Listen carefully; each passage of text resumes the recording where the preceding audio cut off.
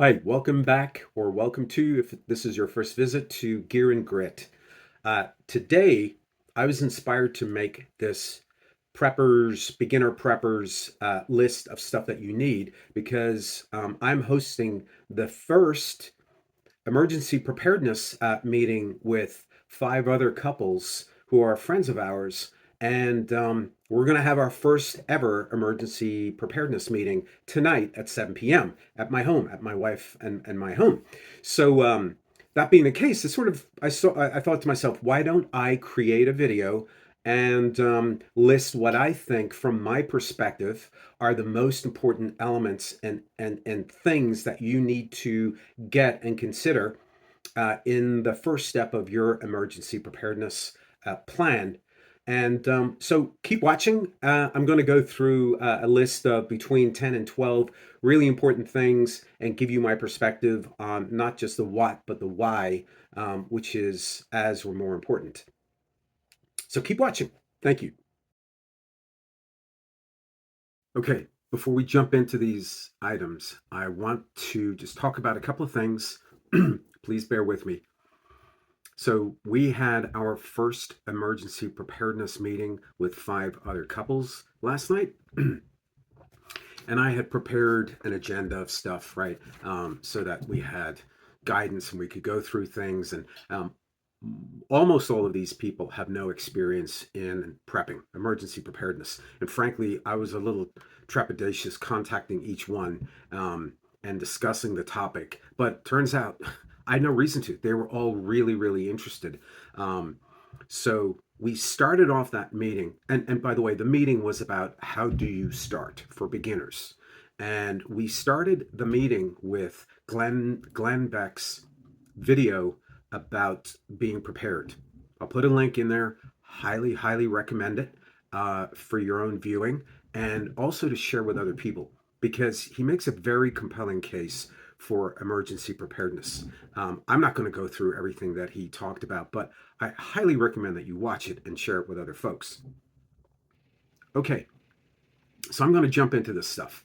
This is what I'm doing. This is the stuff I have, why I have it, why I think it's incredibly important.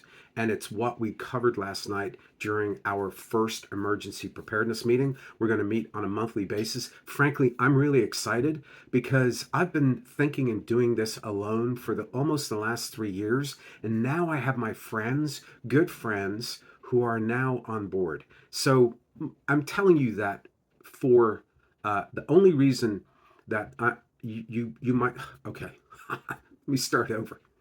I'm telling you this because you should broach the subject with your friends. Don't be afraid, concerned. They might think I'm crazy. You should do it. Number one, we talked about is water. Everyone went, yeah, okay, water. What about it? So you can only survive a few days without water. I recommend these 5 gallon BPA free food grade containers. I have 8 of them. They're all full of water. I also have, I don't know how many 1 gallon jugs of plastic water, plastic containers. They're all in my basement in a cool, very dark place. That is your number one job to do is get water. I've watched a couple of other videos about preppers for beginners, and the second item that a lot of people don't mention or hesitate or bring up, but don't recommend because of the cost, is defense, self-defense. You can buy a really good pump action shotgun like a Mossberg Maverick for $250. Um, you need self-defense because in a emergency situation, if things get pretty bad, you're by yourself. Cops aren't coming. They're protecting their own families. So you need to be able to protect yourself and your family. And I would start with a Mossberg Maverick shotgun, about $250. I've looked at this gravity filter. So it's a Sawyer filter and it's a spigot and they go together. And what you do is you get a food grade 5 gallon bucket, well, even more than one. So I have 2 sets of these and you can see the Sawyer goes into the spigot. It's very simple to put together, and it has a fastener that clamps it in place. And you drill a hole in the 5-gallon bucket a couple of inches up and attach this, connect it in. And so now you've got water that you collect outside in the rain, and you have like an indefinite water source.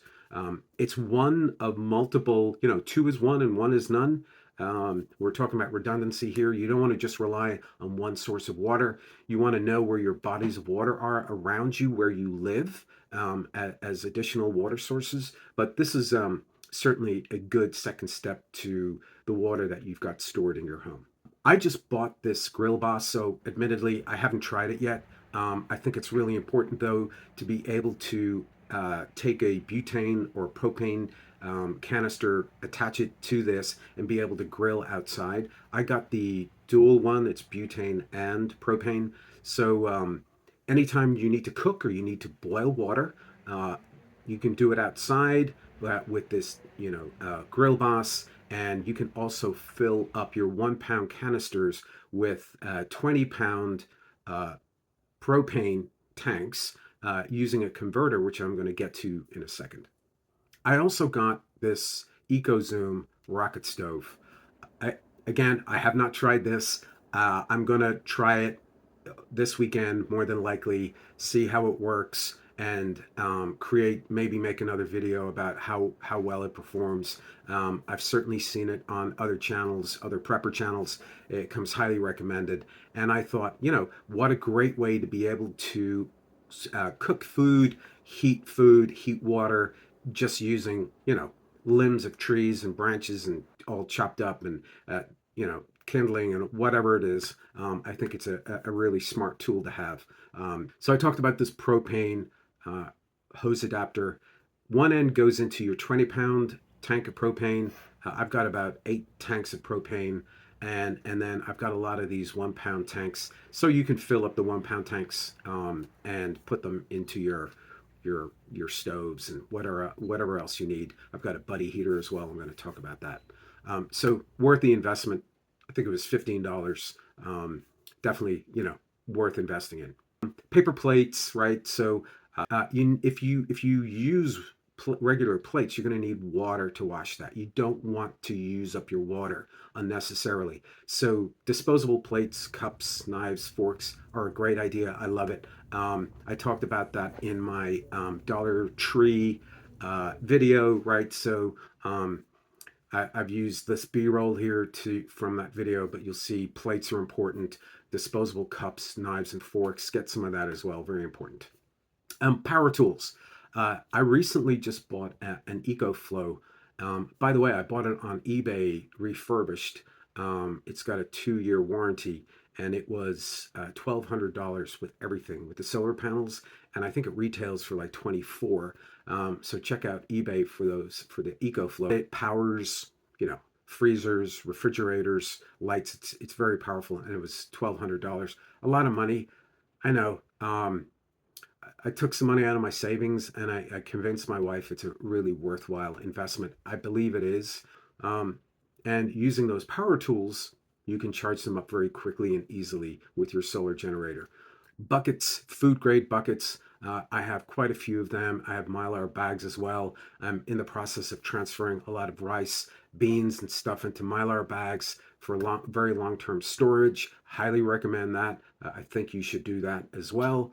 I recently just bought these LED solar powered lanterns. Again, these are new. I have not tried them out. I think it's a great idea, though.